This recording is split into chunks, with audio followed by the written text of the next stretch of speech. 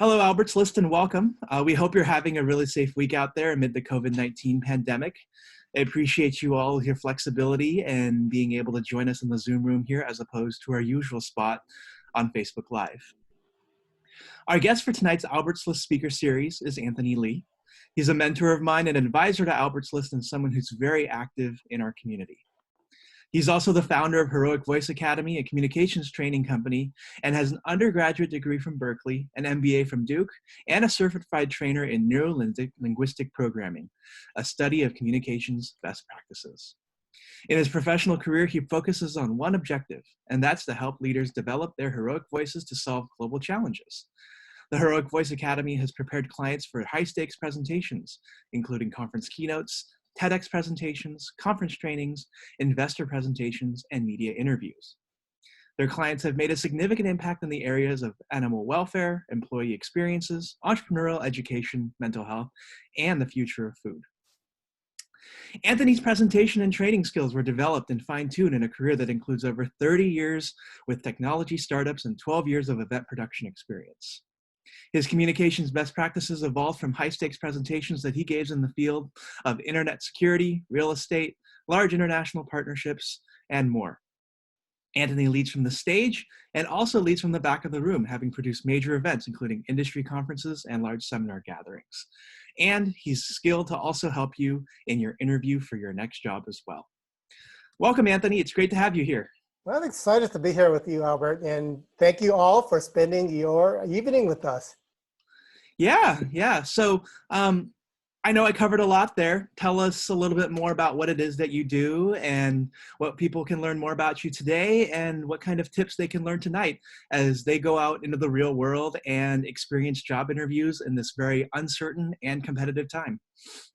Well, Albert, in the work that I do, and this covers the whole spectrum of situations, whether it's watching a TED Talk or getting someone ready for a keynote or watching a press conference, there's always three questions, and that's in everybody's mind.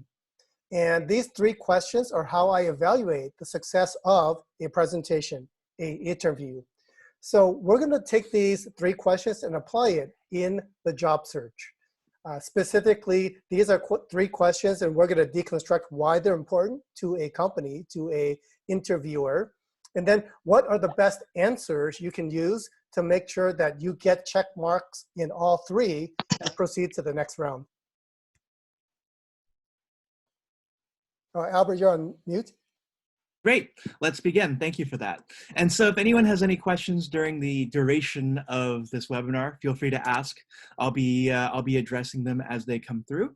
And Anthony, I guess you can start. I guess we have three questions that we want to address tonight. I'm sure everybody is dying to hear what those three questions are. All right.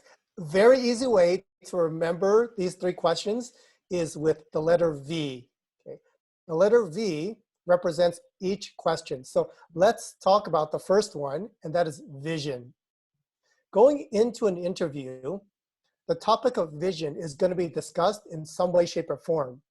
And what that means is the interviewer wants to know the answer to this question number one: where are you heading? Okay, where are you heading? Why is that question important to an interviewer? Well, first of all, they want to know if you're heading in the same direction as the company, right? Is your vision for your career in alignment for the vision where this company is going? So that's one point of alignment. The second thing is they're testing your clarity, right? Do you have clarity of where you want to go in your career? And finally, the thing that really seals it home is, are you looking here, like just at the job at hand, or do you actually have a big picture perspective? And when you have the big picture perspective, I can assume that you're going to bring this into the company upon your first day at work. And Albert, I'm going to use you as an example. When Albert and I met, and this is 2013, right? This is before the evolution of this group. But there was something that I found in Albert is he had this question, he had this vision, he had this question answered in his head. The creation of Albert's List, what's the next evolution of Albert's List, turning into this event tonight and also beyond. So what Albert is always prepared for is, where are you heading? where's this group heading? He gets asked this question all the time. And I believe that the reason this group continues to grow is that he's always ready for that question. Fantastic, and thank you. And so how can people who, I think, look at that question be able to answer it for themselves and formulate an answer? Because there's people are complicated, job seekers are complicated, they have a lot of Mm-hmm. wants and they have a lot of needs. How do we distill those wants and needs into something that can be as simple as an interview answer that doesn't Mm-hmm. ramble on for 15 sentences?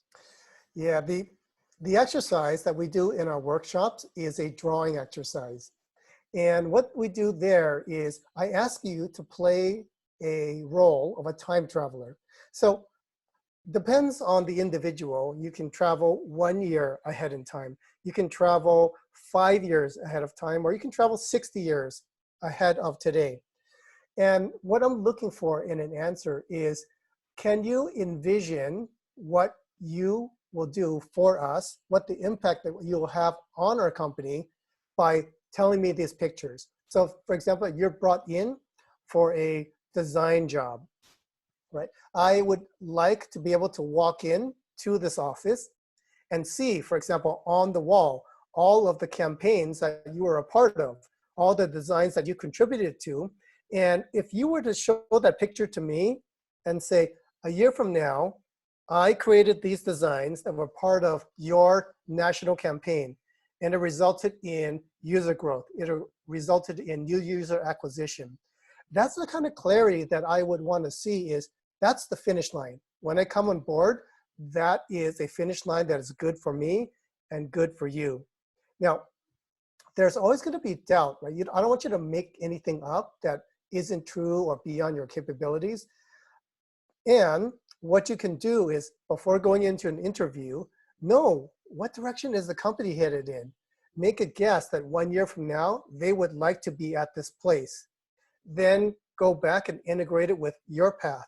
What can you do with your skills, with your superpowers, to help you both arrive at that one picture?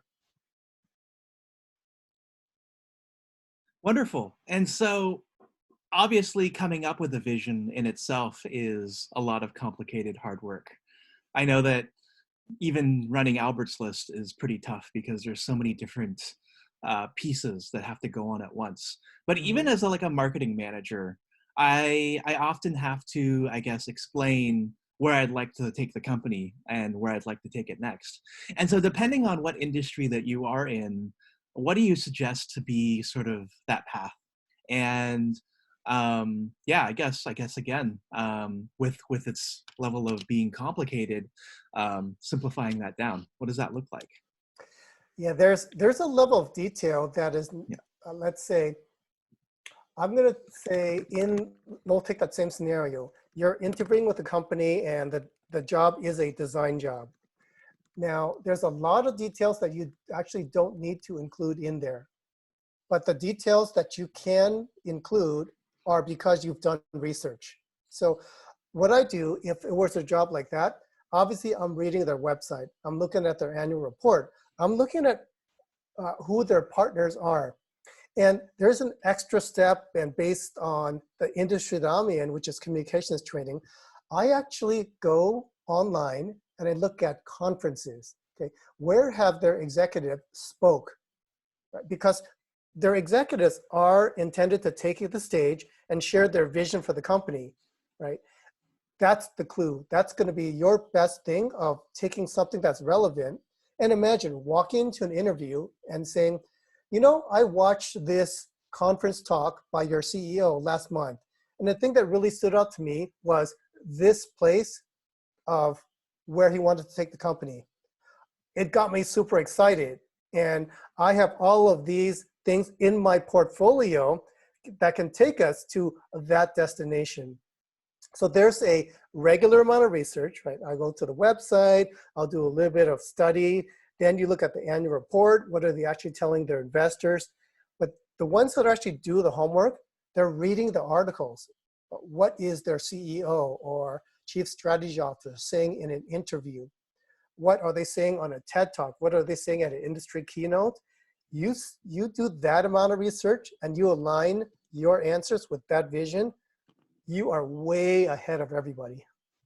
So we have a question in the comment section, and I think this is actually a really good one, especially for younger professionals or professionals making a transition, knowing that they don't want to do what they want to do anymore, Mhm. or in this case, also new graduates who are not only about to graduate into probably what looks like the worst job market ever, but also a job market with a lot of uncertainty. And we know that if you don't know what it is that you want to do, someone will often choose it for you. And that's one of the more unfortunate things. And so Paula here asks, how do you cultivate your vision when you aren't sure exactly what career path you want to go down, or if you're open to working in various fields? What does your answer to the vision question sound like there? Yeah, this is really fascinating because in my role, there's a lot of HR professionals, leaders that I coach.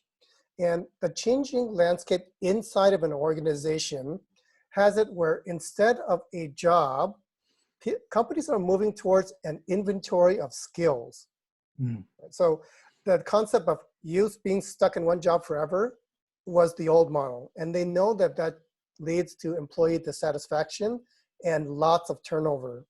So the ones that are forward thinkers are really moving away from that model. Now you still have a primary job. And what they'll do is they'll give you micro trainings that'll give you the ability to use those in side projects, in like 10% of your time projects.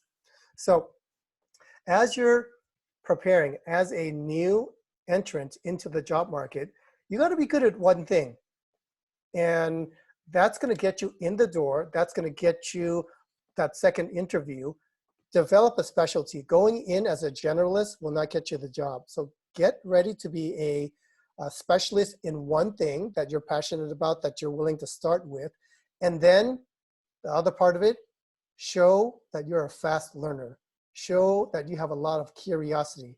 Show that you're able to adapt to whatever projects come up, and then jump on a task force, jump on a COVID response team.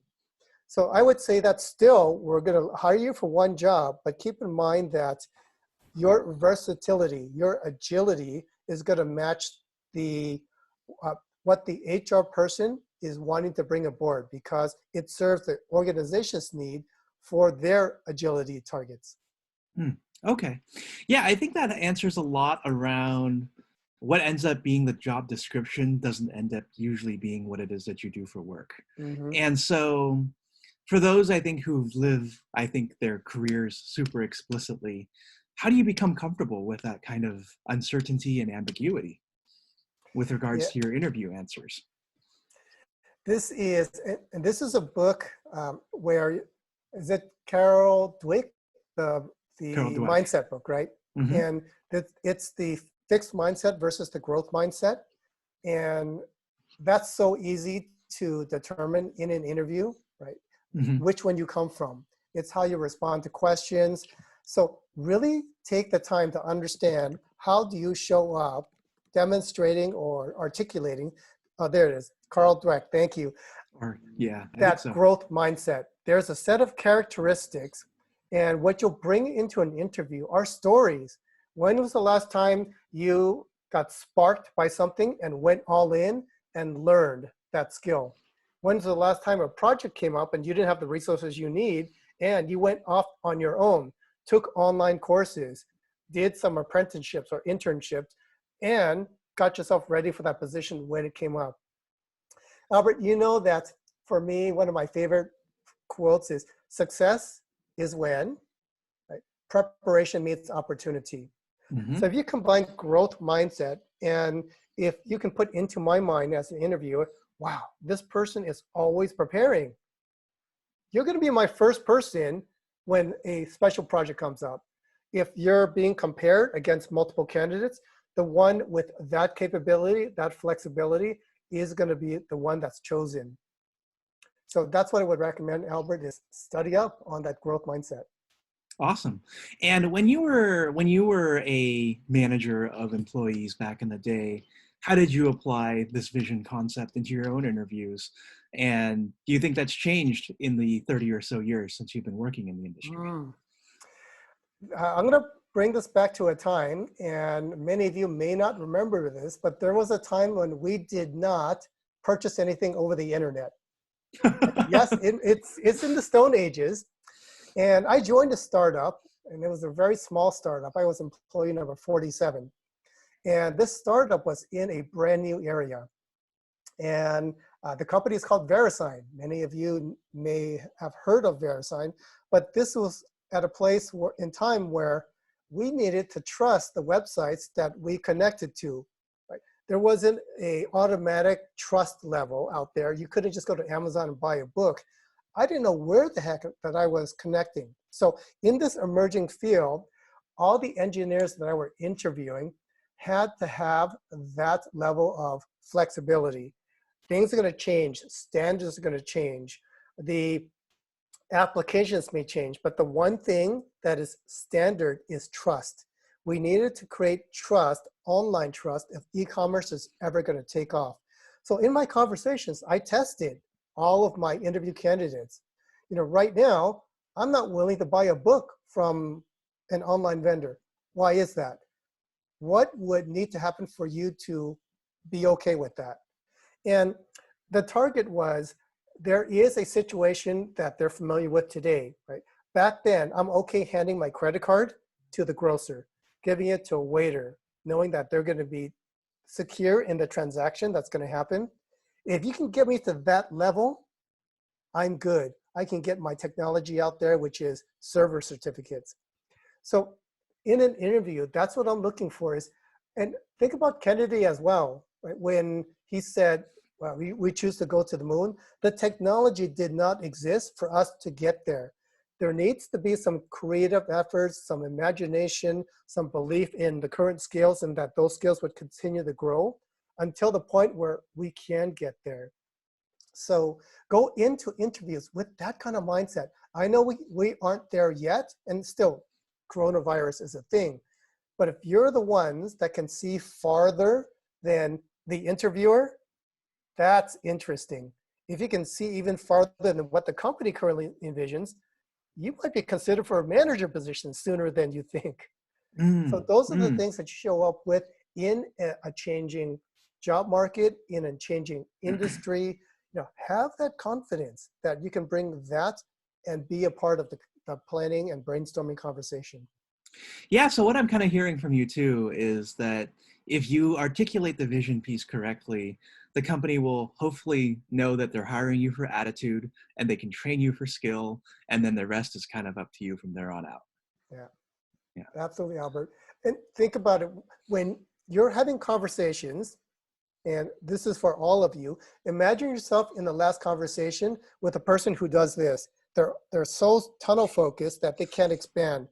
Are you going to want to engage that person in any more conversations? Do you want to hang out with that person? Or would you rather hang out with someone who helps ideate, helps you expand your ideas? Right? That same thing in a job situation. I want someone coming into work with that ability to, you know, when we get stuck, well, let's have these options. When we have roadblocks, someone's going to come up with something to overcome that roadblock. Just that growth mindset, that resourcefulness, that's what I'm looking for as far as when I want to bring a team member on board. Wonderful, wonderful. So any final words on vision before we move to the other two V's that you have? Everyone on this call hopefully has heard a dream. I mean, I have a dream, the Martin Luther King speech. And that's the best example of vision. And we actually incorporated this into our trainings. So if you think back to 1963, when the speech was given, he said, you know, I have a dream that one day little white boys and girls would be hand in hand with little black boys and girls. And this was at a time of school segregation, school for white kids, school for black kids. And you needed someone to be that visionary, someone to see the future clearer than anyone else, right, in the Washington Monument Mall. So that's one vision that no one saw in 63, but he saw clearly. He also brought two more pictures to the stage. One was sons of former slaves, sons of former slave owners, sitting down at a table of brotherhood. 63, white men, black men did not have lunch together, right? Today, it's common sense or commonplace. The last one is probably the most famous picture that he had as a visionary. My four little children, judged not by the color of their skin, but the content of their character, right? So now, you know, on this call, we are a very rainbow representation of the races on the planet. We're all collaborating, right? So everyone has an opportunity in an interview, no matter what your skin color. I mean, yes, we have ways to go to get to complete equality. And what I want you to know is when you step into the interview room, you have a shot. Your communication skills will get you that next interview. So just borrow from Dr. King, where he traveled 60 years in the future to see a promised land. Now, you don't necessarily have to do that, but think about that as an ideal. Be able to see beyond what the interviewer sees for the company or for the job at stake. Be able to see a little bit beyond what the company sees, right? And the final thing is help them see beyond what's on your resume. Right? A resume doesn't tell me what kind of vision you have. That comes from you in an interview. Wonderful, wonderful. And I think I have one more question myself. What if the vision that you formulate based on your research is not in alignment with the supposed vision of the hiring manager that you're speaking to? Mm, you know, Because a lot of people don't like it when you go into their company and you maybe step on feet or you try to rock the boat a little bit. And, you know, having a vision is a very big thing. And if your vision somehow maybe comes at the expense of someone else or can be threatening, what do you do about mhm. that? You know, Albert, this is probably the toughest thing that you can face is making that alignment decision, right? If Hmm. I know I have the skills for the job, it pays well, I'm the best candidate, and there's a values misalignment, what are you going to do? It really is something where you can sacrifice your values now and then go into work and just have your integrity be taking hits left and right and left and right. Hmm. I'd rather you make the decision of not going with that company because every day at work is an opportunity to be on purpose. Hmm. Don't give that away. Right? Take some extra time, take some extra steps to find that better fit. And think about it as well. If the company's not aligned, right, with your current vision of the world, all of your energies in this part of your career is really being thrown away. I would rather have you get to a place that I reached where I was a part of that early pioneer group that made e-commerce happen. Like VeriSign put server certificates on servers and no one knew why at the time, but now it's critical. You can safely buy a book on Amazon, order takeout food. Right? What would happen if that did not exist? So that gets to be part of your legacy. Be willing to search for a company where that can become part of yours as well. Wow. Yeah, that's amazing. SSL is something that we kind of just assume exists at this point. But at one point, I think even that, like the internet, like email, like social media, were things that we didn't think too much of. So that's pretty interesting. So that's the first part, vision. Mhm. What's the next V that we get to talk about? Well, we kind of delved into this already as values. Right? Okay. So the second V is values. And the broader question is, what do you care about? Now, why is that important? The company has a set of values. And if I'm a good recruiter for a good company, I'm going to look for that one thing. Will your values help us elevate our values? They don't have to be exactly the same. But if you bring in a set of values that I know that throughout your tenure with the company will help elevate the company values, that passes a check mark for me. Also, your values tells me how you're going to make decisions. Right? I'm going to hire someone, I'm going to give them a lot of autonomy, and I want to trust that you have a good GPS that you rely on to make values-based decisions when it's easy and when it's hard. So let's say, I hire you, you become a team lead, and now coronavirus hits. we're going to need to make some values-based decisions potentially on how much budget to cut, what team members to cut. And I want you to have these values always with you when those decisions, especially, are tough. When you can do that in a tough situation, I know that in easy situations, you're going to bring that every day. So one more thing with respect to values. This is where you're taking a brave stand. Right? If I'm bringing you into an organization and you see someone, let's say, violate one of your values, I'm going to count on you to not be silent about it. Right? If you see discrimination in the workplace and you are someone for, let's say, opportunity, I want to know that you're going to call it out. Right? I want you to know that you're going to be someone who stands for that value and someone that doesn't tolerate discrimination.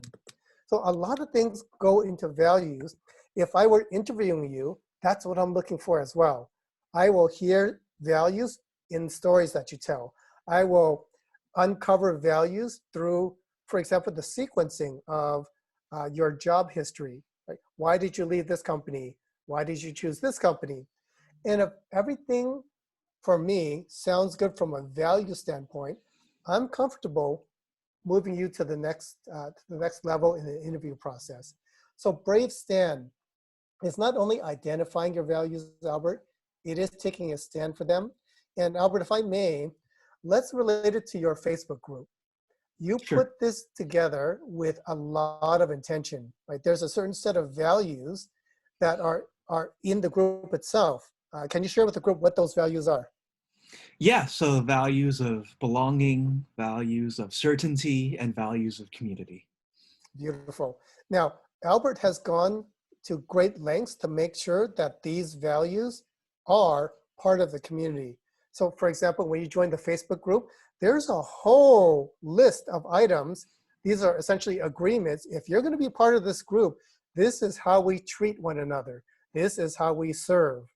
So being a brave stand means being able to come into a company, right, and express those values every day. And on the other hand, when things are a values violation, being able to take a stand and do something about it. Wonderful. So when it comes to interviewing questions, obviously a hiring manager is not going to ask you straight out what your values are, Mm-hmm. or ask you to maybe tell you about a time where you stood up for somebody who was less fortunate than you. Mm-hmm. What kind of I guess signpost should we expect where it would be an opportunity for us to offer a values driven response? Because Mm, it's not so obvious, even though the whole entire interview generally seems about values and whether you're a quote unquote culture fit or somebody that can really belong with the team. right. Albert, you bring a great question. There's a concept that we teach in the curriculum, and these are called questions in disguise.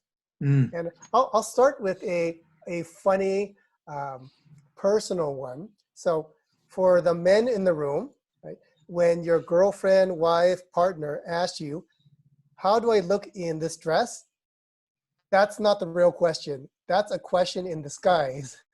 What she's likely looking for is, will you love me no matter how I look?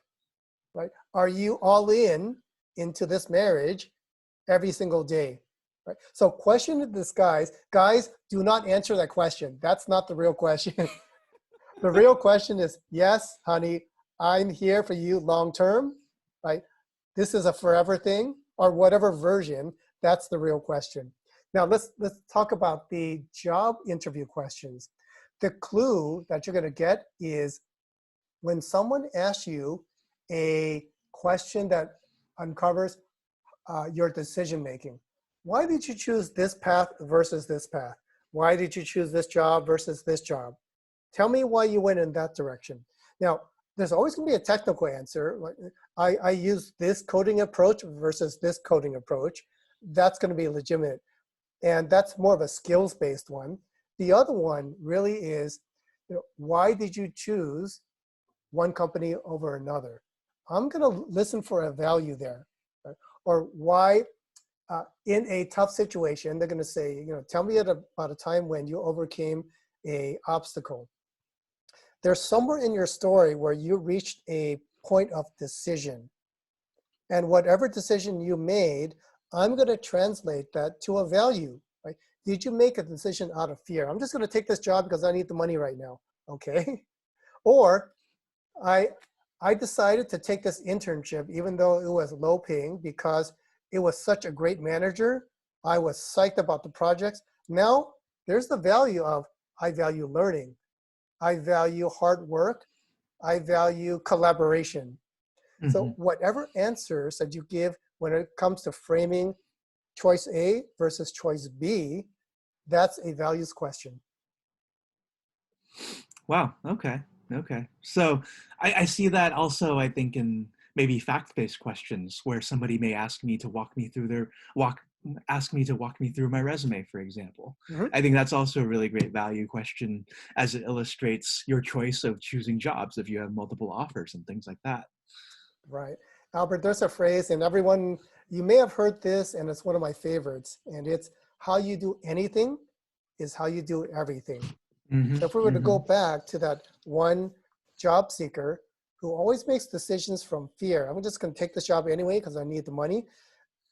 I'm likely not going to hire this one because when a crucial decision comes up, they're going to come from that place of fear. I'd rather not choose that person and choose the person who values other things like learning, growth, opportunity, carefully considered risk. So Mm-hmm. Mm-hmm. how you handle yourself in a story or in a decision-making situation, I'm going to project that to how you make decisions in the job itself. Yeah. So it sounds like so many of these things are subtle, and it may be hard for anyone from the new job seeker all the way out to the advanced, more senior job seeker to understand when these things are being asked. And I would say at the end, maybe we should do some role playing to see if we can actually try Absolutely. this. Yeah. And if actually one of you who's on the line right now wants to hop in, message me privately, and we can definitely include you in this exercise because I love for Anthony to model this so that when you go into your interviews next week and this week, you can definitely show up in the best way possible. So let me know privately, and we can go from there. So tell us about the final V that we're talking about today. The final V is the one that is most often, so remember, most often missed. Mm-hmm. And this is across all situations. So if I imagine myself in a auditorium, right, and a leader is speaking. So I've heard their vision, where they're going. I'm okay with that. I've heard their values, right, what values they want to elevate in the world. The third one is vows. Right? Vows is how can I count on you? If they don't express that, I'm not going to follow them. I'm not going to go up to them after they get off stage and say, I'm in. How can I help? And think about it. We live in Silicon Valley. I work with a lot of venture capitalists who listens to pitches, like hundreds every week. And we see the standard pitch deck of this is my product. It's great. It's going to make a lot of money. Write me a check. Nowhere in there that they talked about vows, right? Nowhere in there does it say, I'm going to work my butt off. I'm going to work 18-hour days when you need it. I'm going to make the tough decisions and make sure I take great care of the money that you've entrusted to me. You can count on me to keep a clear head when things like coronavirus is happening. So vows is something that is so important.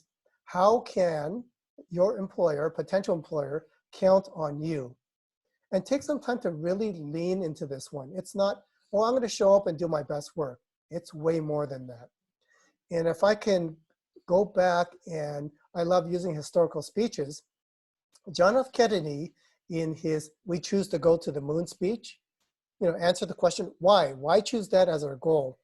And he said, because that goal will measure the best of our energies and skills. So think about in your inventory, what does it actually look like to bring the best of your energies and skills every day to work? Right? It's not just going in, coasting, but can you articulate to me, like 1 week into the job, 3 months into the job, what that looks like? If you can't articulate it, it's likely that you don't know what it's like to perform at that level. And when you know what it's like to perform at that level and you articulate it, now you've intrigued me. Now you've piqued my attention. I'm going to give you some targets. And these are targets that are human events, major human events that are connected to vows. The first one is when a man gets down on one knee and offers a ring to his partner, right? There are things that he says to her that are bold promises, right? Not just, oh, when I feel like it. No, these are bold promises that are intended to be lifelong promises. Right? Strive to get close to that standard. The second one is, if any one of you on the call here are parents, there's a moment where a parent holds his or her baby for the very first time. Now, the baby's not talking. They don't have vocabulary. But the mom or dad, they're having a conversation with their newborn, and they're saying stuff in their head or even out loud. What are they saying? I'll love you forever. I'll be there for you. Every time you fall, I'll pick you up. So think about that. If you were to even come close to that level of all in, if you can express that to an employer, what does that look like? How would that be received? You'd be so far ahead than any other candidate. I'm telling you, this question is rarely answered because maybe we're too humble, we're too shy. And I would say, put that to the side. Really know what it is to bring your 100% every single time. Albert, I'm going to give one more Albert story. And I love telling Albert stories because I'm super proud of you. Albert had the opportunity to speak at an event called Disrupt HR. And it is 5 minutes, and you have 20 slides, 15 seconds per slide that auto advance. It's harder than a TED Talk because you don't have clicker control. Now, what that means is you have to work harder than anyone preparing for a TED Talk or South by Southwest. And Albert, I know what his all-in looks like. We went after rehearsal, after rehearsal, after rehearsal, because you only have 5 minutes. Every second counts, every word counts, every gesture counts, every spot on stage counts. So Albert knows what it's like to bring his all in, and likely you felt that in some way, shape, or form. If Albert is going to be a stand for these values, he is going to be super diligent in watching over everything to make sure that these values are always part of the community. So that's how I translated it. Albert, when I first met him, I gave him homework. That night before I went to bed, that homework was on my phone. And I don't give out business cards, I give out homework. So he showed up as someone who lives his word. And today, that's why I'm in his life. That's why I'm cheering for him every step of the way. So what can you do, right, to perform at that level, to show that you are willing to go to great lengths to make sure that you succeed, your boss succeeds, the team succeeds, the company succeeds? Yeah, and I think just like vision and values, vows is also not exactly an explicit question that you hear within an interview. Sometimes you'll get, are you willing to learn some kind of skill? Mhm. Or are you willing to travel? Those are answers that probably, depending on the job, will be yes or no. But how do you pick up on the more subtleties? Like if somebody is asking you, tell me about a time when you were faced with trying to learn something new and how you responded, or tell me about a time when you failed at a project and how you rebounded from that project. Those seem like good vows questions. What do you think? Absolutely. So this is any time in our life where an obstacle shows up. What I'm going to do is examine how did you show up when adversity dropped out of the sky. Hmm. And that is either people shrink and they hide, or their best comes out, right? Mm-hmm. And in that story, that's where your vows are evident. They came in because they had to come in. I had no choice. It was pretty much automatic. Right? Mm. Or there were stakes. I had to do this. My team was counting on me. My family was counting on me. And I never want to let anyone down. If someone Mhm. has a story like that, I can extrapolate that. That's going to play well in a work situation versus a story that doesn't contain any obstacle. Well, they asked me to learn something. I wasn't interested in it, and I walked away. Okay, that's not a good story.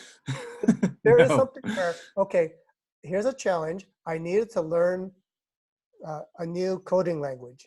You know, it wasn't my favorite, and what I knew was this coding language was necessary for us to create a product that led to a partnership. Had I said no, I would be letting down my company. I'd be letting down my team. I'd even be letting myself down because I didn't rise up to a challenge. So these are stories, and there's lots of them in your history. That's not on the resume. That's why people ask you about it. So come to the table with stories. What is an obstacle that you faced, and how did you show up in that moment? The tougher the obstacle, the bigger the obstacle, the more that it set you back, that's a rich story that you want your interviewer to take and put you to that next interview, to that next level of management. Oh, Albert, come off. Wonderful, wonderful. So we've covered all three of these V's. Ah, and we have another question. Um, I'm asked, can a vow be a personal story and not a professional story? Always. Yeah. Personal stories, I like even more. Because if this thing happened in your life, especially let's say something happens with you and a family member, where you had Mhm. to drop everything because you needed to take a family member to the hospital, right? Or a family crisis. That to me means a whole lot. It tells me values and it tells me how you show up in face of adversity. So yeah, professional stories, great.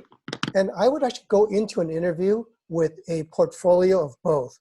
Mhm. You know, have personal stories because something that the interviewer might say, you know, might be a common point of personal life intersection. And of course, always have professional stories because that's where it's closer to the actual situation at hand. So show up with both sets of stories. Wonderful, wonderful. Let's talk about reversing this a little bit. And by the Mhm. way, if you have any questions or if you want to actually practice this on screen in front of 25 or more of your peers, I'm inviting you all to do that. Go ahead and message me privately. And then when it comes to the practice side, if we have one, I will invite you to unmute and then Anthony can help you through these exercises. In the meantime, however, I wanted to also ask, so while interviewees are subject to being able to answer their vision for the job, the values they bring to the company, and the vows that they can be counted on to be a successful employee, how can job seekers reverse these questions and ask them of their interviewers so that they Mm. understand what kind of company they might be joining? Albert, you know that's a common best practice in the industry is the interviewer is as nervous as you are. And how I'd like to structure my interviewing of the person in front of me is there's a common structure that many of you may know, like, and trust. Okay, so that, you want people to know you, then like you, then trust you. So use this sequence with the person in front of you. You want to know their vision, right? Do they have a vision of the job that you're going towards? Do they have a vision of the career opportunities that you can step into? So once you know their vision, then you can determine, do you like their values? So same thing, ask them. You know, I noticed that the company went through a crisis 2 years ago. How did you navigate it to and get back to the point that you got through today? How did you make those tough decisions? Or you could say, right now, you're in a very tough marketplace. You can pursue a business model A versus business model B. Why'd you guys choose to go after business model B? And you evaluate their decision-making process and you can infer their values. So you know their vision, you like their values? And then the last one, do you trust their vows? Mm. Right. So this is the adversity story again. Is there a situation where a company like promise was tested? You know, there was a time way back where companies like IBM and HP, they had a lifetime guarantee. You know, we don't have that anymore. There used to be pensions, and those have gone away. And while those have gone away, there's still things that companies promise, right? Has there been a time when the company had to uh, not live up to a promise or Mm. alter a promise? And this shows, are they all in? Do they have this all in mentality? I think, and I forgot what story this was, Albert. Maybe you can help me refresh. There's a story of a company, and there came a time where layoffs were um, a big threat.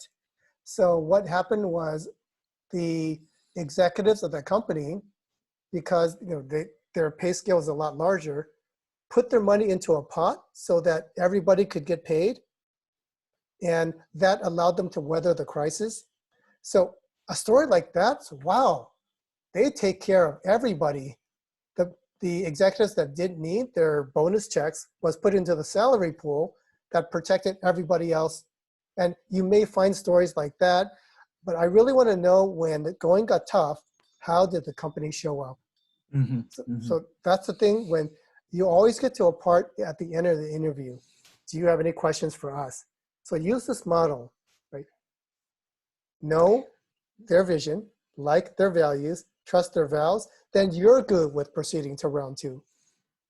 Yeah, and I think that coronavirus is the greatest litmus test for this right now, Yep. because there are a lot of companies, for example, some startups that have dragged most of their employees into a Zoom room just like these and have fired them right on the spot, Mm-hmm. whereas other ones are having executives take pay cuts and furloughing for the future and really trying to do their employees a solid. So I think that, and especially in today's age where messages you write on LinkedIn and news articles go viral quickly, especially with bad news, companies who engage in negative ways are going to be noticed and are going to be seen. So, Mm-hmm. yeah, absolutely. Melinda asks, there's a lot to remember, from stories to share to questions to ask. What is your opinion on taking notes and arriving with written questions? Ooh, I'm going to take this question to the next level. And Albert, you know that one of the things I love to do is draw, right? So Yes. if there's a vision question, if I'm with a client, I'm always drawing a picture, them on stage, audience standing up and clapping, and then them receiving what I call presentation ROI, money, support, or reputation. And I'll draw that because it helps them envision a future that we're going to help them get to. The superpower that you can execute here is a tool called Draw Together. Mm-hmm. If you're drawing a picture and they can add to the picture, it now becomes a collaborative effort. They get to test your skill. So I love that you bring in something, a story to tell or a paper to draw on.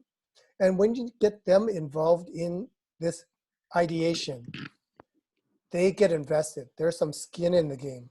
Mm-hmm. Now, that can happen on a piece of paper, that can happen through conversation. And when you can create that collaboration together, it's a good thing. Now, Melinda, there's another thing here as well, is taking notes.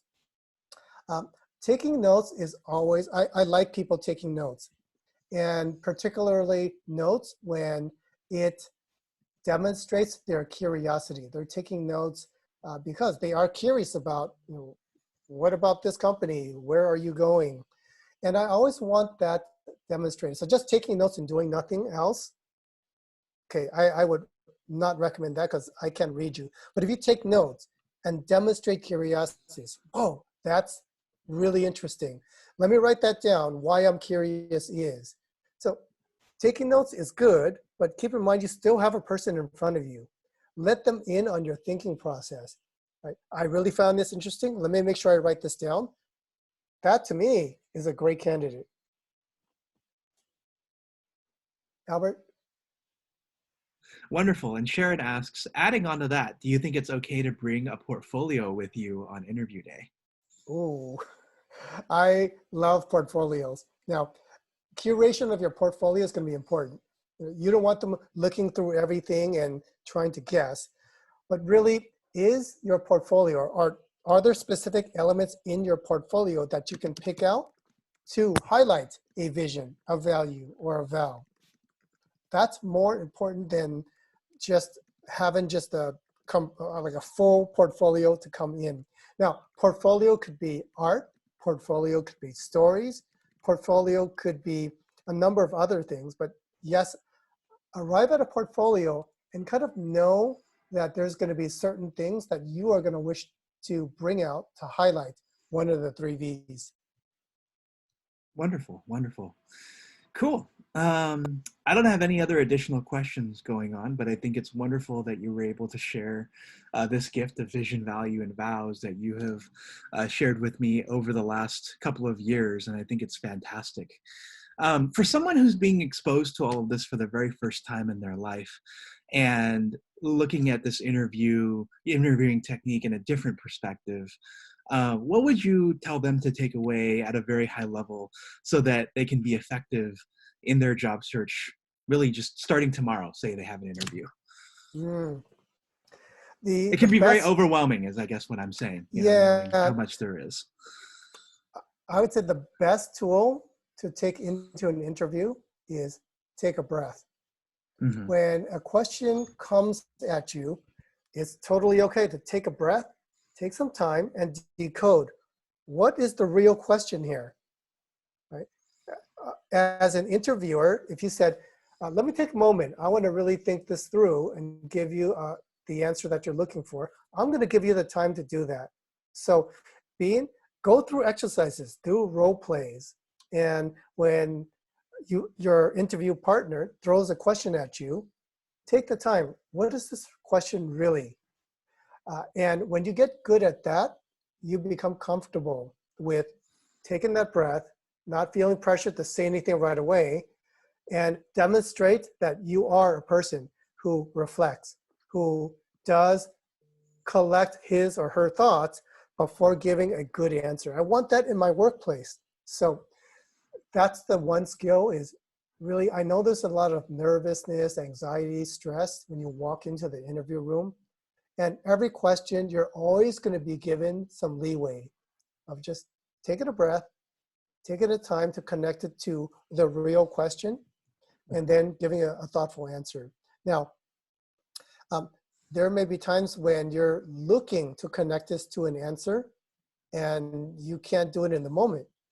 And what I appreciate as a person interviewing is, I want to make sure I answer your question. You're asking me about A, or you asking me about B, or am I still not getting it?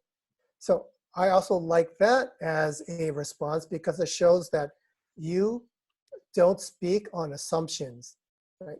You make sure that you clarify the situation, you clarify the question, and give the answer that was intended. If you show up like that in an interview, same thing, right? I can count on you not to make assumptions, that you're always going to clarify instructions that your boss gave you, or the purpose of a project before you go out in the wrong direction. So take a breath, real question, you don't have it, then get some clarifying questions. Wonderful. Cool. So for those who have gotten value out of this interview and this webinar tonight, um, Melinda says, thank you, Anthony. I'm so happy to hear what you have shared. Learning how to ask and learn about the 3 V's of a company interviewer are the key of what I'm looking for. So wonderful. So if folks have gotten the value out of this webinar, I guess the 4th V, and Kaya says, thank you. As a new grad, this is really helpful. It's wonderful. It's wonderful. And I mean, these are things that I could have definitely used as well when I was graduating college, because I remember walking into my very first couple of interviews, and much of the conversation was very self-centered. It wasn't necessarily my vision for the company. My vision was to get a paycheck.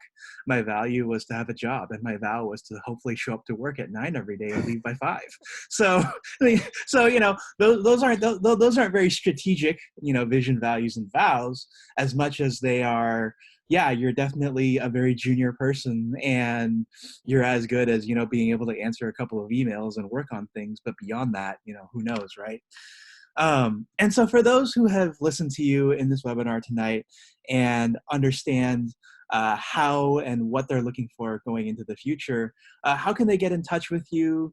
Are you offering any free, interview preparation, or in this case, homework? Mhm. And where can people find you online? And Mm. yeah. Albert, you read my mind. You know how I work. So the best way to get in touch with me is with your homework. There's on our website, that's heroicvoice.com. If you click on office hours and resources, you're going to find a presentation called Presentation ROI. And it'll walk you through values, vision, and vals. So I invite you to go to our website, go to office hours, and then go through that presentation, download the worksheet, and then complete that worksheet. If you complete that worksheet, that's your homework, and that allows you to have another conversation with me. Wonderful, wonderful. So they know how they can earn another conversation with you. Exactly. Wonderful, wonderful. And in the meantime, you've gotten some fantastic comments here. Emily says, this is a great super confidence boost going into an interview and being able to stand out. Anna says that it helps a lot with being able to pick companies to target, looking at their values. And David says, thank you for the opportunity to learn from someone much wiser and more experienced. So you have definitely been an asset to us today, and really being able to share, the 30 to 40 years of experience that you've had in being able to do what you've been doing is quite amazing. Thank you, Albert. It's been such a pleasure interacting with the crowd here. I'm glad that this session was valuable to you. And I'm looking forward to getting your homework, how you submit it. Find me on LinkedIn, Anthony Lee, Heroic Voice Academy, and I will accept your invitation. And then you can send me your worksheet and we'll have another conversation. Just like Albert and I did, what, 7 years ago? 7 years ago. Yep. Yeah. Yeah, and so I will repost the recording of this video in a little bit. And I'll also include the call to action of doing homework. And so, Anthony, thank you for your time tonight. And for all of you watching, thank you as well for spending an hour of your evening. We know your time is valuable, no matter how quarantined you are and how much Netflix you're watching. And we hope that you've walked away learning something for your week ahead. With the continuation of COVID-19, we invite you to join us for some additional webinars. Armand Maluski, our chief economist, and I will be discussing new unemployment claims tomorrow, as well as the latest stimulus bill winding its way through Congress. On Saturday night, you can join us for our usual weekly resume review at 7 p.m., where we're going to talk about writing that resume that gets you noticed so that you can employ all the wonderful things that Anthony has taught you today. Before that, we'll see you within the community with your success stories, your introductions, and advice posts. And as always, we'll get through this together. And in the meantime, take care of yourselves, take care of each other, and we'll see you all very soon. Good night.